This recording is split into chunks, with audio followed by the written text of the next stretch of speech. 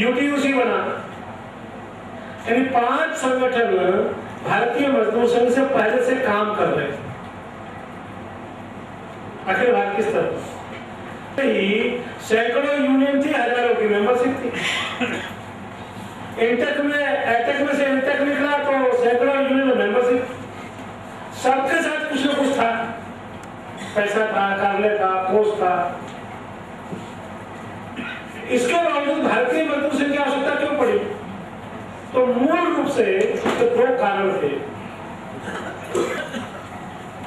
सत्ता की जो दिशा है वो दिशा हमारी, साधारण भाषा में कह रहा हूं, गांव की भाषा में, तो जैसे तो मूल सोच के साथ कि भारत की माटी का संगठन, भारत के लोगों का संगठन चाहिए, मजदूरों का मजदूरों के लिए मजदूरों के द्वारा चलाया जाने वाला संगठन चाहिए, गैर राजनीतिक संगठन चाहिए।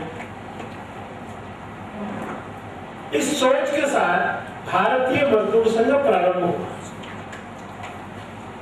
क्योंकि राजनीतिक दलों की अपनी मर्यादा सीमा होती है। कोई भी मित्र थे वो कम्युनिस्ट पार्टी में काम करते, हम में से भी बहुत सारे मित्र एक काम करते हो, आप कर्मचारी हैं, कर्मचारी के नाते आप क्या है, तो आप उनकी भाषा में शोषित है और आपका एम्प्लॉयर शोषक है, किंतु तो आप क्या करेंगे? ये एक सवाल खड़ा होगा। इसलिए भारतीय मजदूर संघ ने कहा कि थ्योरी गलत है, ये जो 2 हिस्से में बांटना, कुछ इधर रहेंगे कुछ उधर रहेंगे, संभव नहीं समाज में। इसलिए अपने हित और आपके हित का, और हम सब काम क्यों करते हैं? तो लक्ष्य बड़ा है और उसके लिए भी कहा भारत है, और एक तो बोलते भारत माता का सुख गौरव, दोनों कहीं विरोधाभासी तो नहीं है, ये दोनों विरोधाभासी नहीं, इसलिए नहीं है। ऐसा ऑपरेशन चाहिए,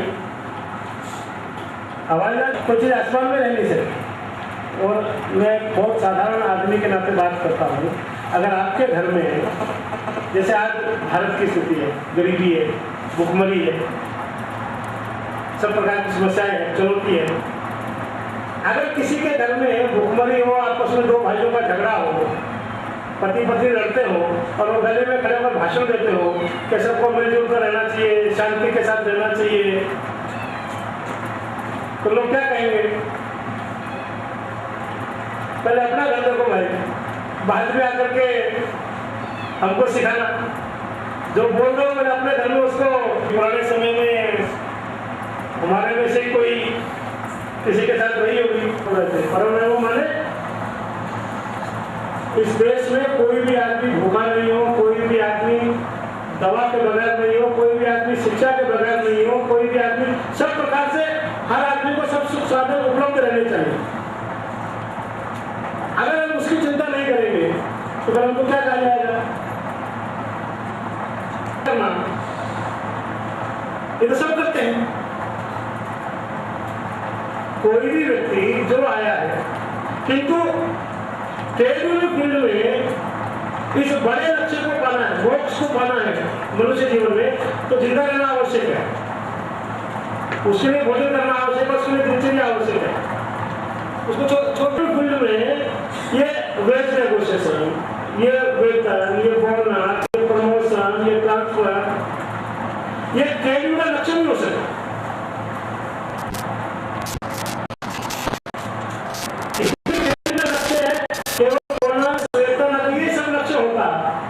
भारतीय मजदूर संघ यही सब तो कर रहे थे। जो हमसे पुराने संगठन है वो यही सब कर रहे थे, और उसी के कारण से करते करते तो पीछे चले गए। ये करना केवल फील्ड में जिंदा रहने के लिए आवश्यक है। अपने को बनाए रखने के लिए कर्मचारी के वेतन, बोनस, भत्ते, अलाउंस, उसकी प्रमोशन, उसकी ट्रांसफर, उसकी चार्जशीट, उसकी वीमो, जो कुछ भी होता है कर्मचारी जीवन में रोजमर्रा में, वो करना आवश्यक है, किंतु वो लक्ष्य नहीं है। क्योंकि बहुत सारे लोग क्या बोलते हैं, जहाँ समस्या है वहीं यूनियन, श्रम देवी यूनियन, ये गलत थी। क्यों? 28 अगस्त को भारतीय मजदूर संघ का पर्यावरण दिवस मना। अब सबसे बड़ी समस्या है ना दुनिया की पर्यावरण, उसका आंदोलन से कोई संबंध नहीं। फिर कहा 17 सितंबर को विश्वकर्मा जयंती राष्ट्रीय श्रम दिवस के रूप में मनाओ, भगवान विश्वकर्मा की पूजा करो, नेशनल लेबर डे राष्ट्रीय श्रम दिवस के रूप में उसको सेलिब्रेट करो। फिर 14 अक्टूबर सामाजिक समरसता के लिए सरदार दत्तोपंत जी की पुण्यतिथि पर कार्यक्रम करो। फिर 12 दिसंबर बाबू बेनू बलिदान दिवस पर कार्यक्रम करो। तो हमारी कार्यक्रम की योजना बनती है क्या? संगठन को चलाने के लिए, स्वस्थ संगठन चलाने के लिए कार्यक्रम चाहिए। कार्यक्रम कौन करेगा? रचनात्मक भी हो सकते हैं, आवश्यकता पड़ने पर आंदोलनात्मक कार्यक्रम भी हो सकते हैं। कभी मांग पत्र को लेकर हो सकते हैं, किसी ऑफिसर की आंदोलन ऐसा नहीं होता है जिसका अपने उद्योग से कोई संबंध नहीं। WTO के खिलाफ हमने लंबा आंदोलन चलाया, विश्व व्यापार संगठन के खिलाफ, सेल्स के खिलाफ एक लंबा आंदोलन चलाया। कोई कह सकता है कि साहब सेल्स का या WTO का सीधा हमारे उद्योग से संबंध नहीं, किंतु सीधा नहीं है, तो कहीं ना कहीं उसका संबंध आता है। तो आंदोलनात्मक है रचनात्मक, किंतु कार्यक्रम करेगा कौन? तो कार्यकर्ता। कार्यकर्ता आता है क्या? नए नए लोग जुड़ते हैं क्या? क्योंकि किसी भी उसमें अगर नया व्यक्ति नहीं जुड़ता, मैं परिवार के आधार पर सारी बात करता हूँ, परिवार में यदि नया सदस्य नहीं आता तो परिवार में उत्साह रहता है, कौन सा मांग पत्र खड़ा करना है, ये तमाम जो विषय है ये कार्यालय से ही चलते हैं। और इस सबको चलाने के लिए कोष है कि कार्यालय चलेगा, अपना तो भी किराए का, तो भी बिजली का बिल आता है, उसके मेंटेनेंस में खर्चा होता है। तो 2 कार्यकर्ता है तो चाय पीते हैं, कभी कोई पेपर आता है, कभी कोई जेरोक्स कराना है, इस सबके लिए कार्यकर्ता आते जाते हैं, खर्चे होते हैं ना। तो कोष है कि नहीं, इसकी व्यवस्था नियमित को चलने की व्यवस्था है कि नहीं। मैं एक मिनट में गया, उन्होंने कहा साहब हमारा तो नियमित चलता होता, तो कितना होता? बोले 3 रुपये साल, ईयरली 3 रुपीज। मैंने कहा कब तक हुआ था? तो साहब में मिनिमम पड़ी थी तब तक हुआ था, हमारे संविधान में लिखा है पहले दिन से। तो 3 रुपीज पर ईयर का कोई आज के जमाने में कोई महीना है क्या?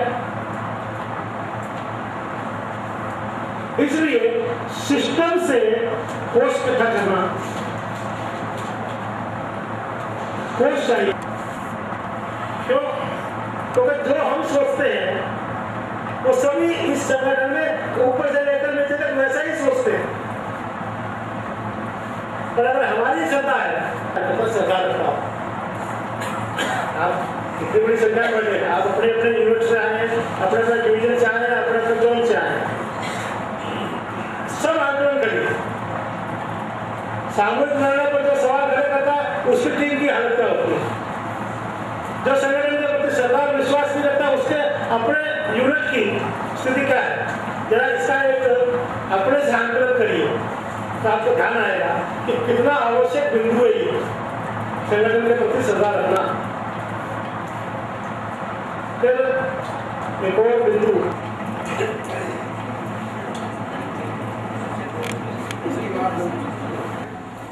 संगठन क्यों करना है, कैसे करना है, विषय पर अपने विचार रखिए। मैं उनका धन्यवाद ज्ञापन करता हूँ। लेकिन विनम्रता पूर्वक एक बात मैं उनसे पूछना चाहूंगा कि उन्होंने कहा कि भारतीय मजदूर संघ एक गैर राजनीतिक संगठन है, इसलिए हमें उसका काम करना है कि national organisation of insurance officers, जिसके कि हमारे राष्ट्रीय अध्यक्ष महोदय माननीय प्रकाश जावड़ेकर जी हैं, वो भारतीय जनता पार्टी के एक वरिष्ठ नेता हैं समाज में मैं कैसे बता पाऊंगा कि ये NYW जो है, NY नोइनो, ये गैर राजनीतिक संगठन के रूप में कार्य कर रहा है। पहली बात तो यह है कि यह प्रश्न अप्रस्तुत है, ये फोरम पे इसको पूछा नहीं जाना चाहिए। मिश्रा जी, आपको ये समझ लेना चाहिए। पहले आप इंटरनल पूछते और बाद में बाहर पूछते तो बात अलग है। BMS अपने ये बात अलग है। अभी ऐसा है कि हमारी ये सोच ऐसी है। एक तो मैं आपको एक बात और क्लियर कर, आप यहाँ मौजूद थे और आपने सुना कि नहीं मुझे पता नहीं। मैंने एक कहा था कि हमारा कोई पॉलिटिकल मास्टर नहीं है, ना बीजेपी है ना कोई है। ये हमने एकदम क्लियर कट बताया और हमने ऐसा क्यों किया है ये भी बताया था। हमारा ये मानना है कि हर पॉलिटिकल पार्टी में हमारे विचारों के लोग होते हैं। मेरे वक्तव्य के बाद में पवन कुमार जी अपना वक्तव्य देंगे, लेकिन हम ऐसा समझते हैं कि नोइनो ने ऐसा क्यों किया है पहला बताना जरूरी है। वैसे सुबह तो उसके ऊपर मैं बोल चुका हूँ। पहली बात तो ये है कि मैंने जैसे पहले बोला कि हमारा कोई पॉलिटिकल मास्टर नहीं है। हमारा कोई मास्टर नहीं है, हमारा मास्टर सिर्फ BMS है, दूसरा हमारा कोई मास्टर नहीं। दूसरी बात, जावड़ेकर जी ने खुद ये हम लोग 23 दिसंबर 2008 को जब हम ये चार्टर के सिलसिले में जब मिलने गए थे जयपुर के बाद में, वो हमारी पहली मीटिंग थी। उन्होंने खुद ये कहा, हो सकता है कि कल को BMS का एक निर्णय हो एक विषय पर और बीजेपी का एक निर्णय, लेकिन आपको मैं बीजेपी का हूं इसलिए उसके ऊपर नहीं चलते हुए BMS का जो निर्णय है उसका पालन आपको करना होगा एक ऑर्गेनाइजेशन। इतना क्लियर अंडरस्टैंडिंग उनका भी है और हमारा भी है, और इतने क्लियर अंडरस्टैंडिंग के बाद पहले और बाद में भी ये सब हुआ है। ये दूसरी बात। तीसरी बात ये है कि हर पॉलिटिकल पार्टी में हमारे विचारों के लोग। अभी जबकि मैंने ये कहा कि FDI के बारे से थी, बीजेपी क्या सोच रही थी उसके बारे में, वो तो सपोर्ट कर रही थी FDI के हाइक में, या FDI के बारे में वो सपोर्ट कर रही थी। अभी उनका राजनीतिक जो भी ये हो, क्या बोलते हैं उसको, कंपल्शन हो, वो बात अलग है। लेकिन ये भी बात सही है कि हमने जावड़ेकर जी के रूप में एक ऐसा मित्र पाया जो उस पर आया। उन्होंने जैसे डॉक्टर मुरली मनोहर जोशी जी है, सुमित्रा महाजन है, ऐसे अनेक लोग हैं कि जो हमारे विचारों के हैं। हमारी जो अभी तक की भूमिका थी इंश्योरेंस में FDI की, वो आज तक उनके पास शायद पहुंची नहीं। उस माध्यम से हमने उसको पहुंचाया और उसके बाद में ही एक मानसिकता में बदलाव आया है, ऐसा मैं समझता हूँ। हमारा ये मानना है कि जितना भी हो सके हमारे लिए वो है, उनके लिए हम नहीं है। और एक बात आप समझ। दूसरी बात, आज तक इतने सालों में 4 साल अभी हुए हैं, ना पहले उसके पहले ना उनके बाद में हमने कोई सर्कुलर इशू किया कि आप बीजेपी को मदद करो या बीजेपी को वोट करो। हर एक आदमी अपने अपने इसमें निजी जीवन में जिसको जो चाहे वो करने में स्वतंत्र है, ये मैंने पहले भी बताया। ऐसा बाकी के यूनियन ने नहीं किया है। हमारे यूनियन में और बाकी के यूनियन में ये फर्क है। AIA ने पिछले जब भी NDA की सरकार एक टर्म कंप्लीट करने के बाद में जब इलेक्शन आई थी, तभी उन्होंने कहा था कि इनको अभी हटा दो करके वो बताया था। हम ना किसी के प्रो है ना किसी के एंटी है। हमारे जो मदद करता है वो हमारा है। कल को अगर कांग्रेस के आदमी ने हमको मदद की हमारे स्ट्रगल में तो वो भी हमारा है, कम्युनिस्टों ने की तो वो भी हमारा है। तो ये इतना क्लियर कट अंडरस्टैंडिंग हमारा है और हम चाहते हैं कि हमारे मित्र या हर एक पॉलिटिकल पार्टी। मैं थोड़ा सा ये कहना चाहूँगा, मुझे ऐसा लगता है कि हमारे प्रश्नों को सही समझा नहीं है। मेरा प्रश्न ये है, मैं तो ये एग्री हूँ कि ठीक है जावड़ेकर जी हमारे तैयार पर, मैं कह रहा हूँ समाज को मैं कैसे समझाऊंगा, समाज को कैसे बताऊंगा। हमारे जो भावी सदस्य हैं उनको क्या बताएं? आप गणेश जी ने जो एक बात स्पष्ट की, किंतु आप सबको भी, किसी को भी, कभी भी भारतीय मजदूर संघ की इतनी बड़ी संस्था हुई देश भर में, आज लगभग 1.5 करोड़ की संस्था के साथ भारतीय मजदूर संघ है। 1,53,00,000 से कुछ अधिक संस्था है। मैं इसलिए कुछ बोल रहा हूँ कि मुझे पता नहीं, जब मैं यहाँ बैठा बात कर रहा हूँ, कौन कहाँ पर 10 नए मेंबर बना रहा होगा, ये मुझे पता नहीं। देश भर में 1,53,00,000 से अधिक संस्था है। किसी को भी कभी भी ये नहीं कहा जाता कि यू सपोर्ट देम और अगेंस्ट, या तो उसको समर्थन करिए या विरोध करिए, किसी को नहीं, सब स्वतंत्र। हाँ, पर्टिकुलर केस में हम उपयोग कर रहे हैं अपने, वो इतना ही मोटा है, कोई बड़ा विषय नहीं। मैं क्लेरिफिकेशन देखिए, एज ए मेंबर एक सेकेंड, जो बातें आपकी कही हाउस में हो रही है, कम से कम हमारा माइंडसेट तो क्लियर होना चाहिए। यहाँ से जाने के बाद हम लोग साफ दिमाग से जाएं। तो ये जो मिश्रा जी आपने बात कही, ये बहुत पहले क्लियर हो चुका है, और जावड़ेकर जी ने खुद एक जगह कहा है, जिसको कामत जी ने भी कोट किया और हम लोगों के नॉलेज में है। अब अगला जो है वो